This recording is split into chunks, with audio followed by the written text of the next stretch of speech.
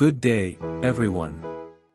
Today, I want to discuss some points to follow in broiler growing. The primary reasons for downgrades and condemnations at processing plants include scratches, bruising, and cellulitis. Various factors contribute to these issues, with stocking density being a significant one. It's essential to follow local regulations and breed guidelines for housing and environmental control. Providing adequate feeder and drinker space is crucial to prevent competition.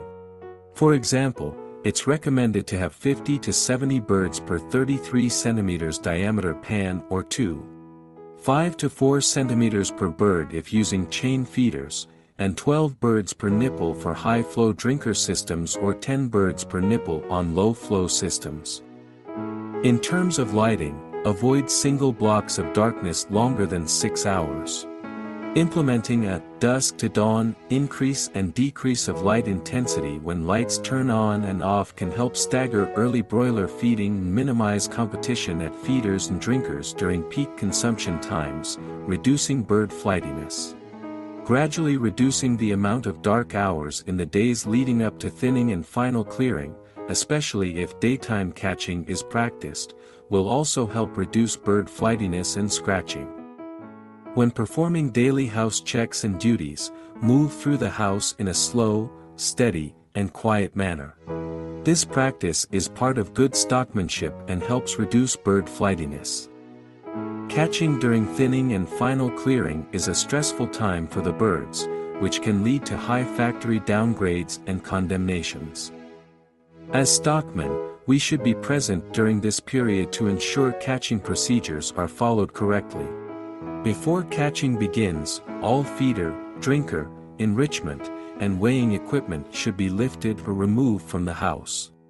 Dimming the lights or using red, blue, or green catching lights, as well as migration fences, will help reduce flightiness and overcrowding. Proper bird handling may vary by country, region, national poultry guidelines, and legislative regulations. However, birds should never be handled by the head, neck, drum, or wings, and the number of times the birds are handled should be minimized. Catching birds by their body, although limited to 2 birds at a time, can help reduce downgrades due to wing and leg damages. Care should also be taken when placing birds into catching containers or crates, which should never be overstocked according to equipment specifications and outside environmental conditions. Automatic catching machines are a viable option for catching birds. Correct operation and maintenance of the machinery and transfer belt according to the manufacturer's guidelines will help prevent any bird injuries. Regarding carcass contamination and shrinkage, best practices show that a feed withdrawal period of 8 to 12 hours can empty the intestinal tract while maintaining the strength and integrity of the intestines.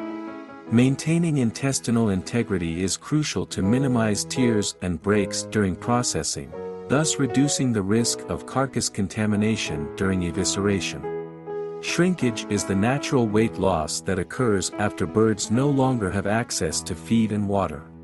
A good feed withdrawal program, along with proper transport and holding of birds at the plant, will help reduce any losses. Best practice is to provide free access to water until the catching crew arrives at the house. Good communication with the processing plant will promote a successful feed withdrawal program. If there are any major delays during catching, provide water to the birds. If catching cannot resume within 12 hours, lower the feed equipment to allow the birds to resume eating. Please, don't forget to like and subscribe if you want to see more this kind of educational videos.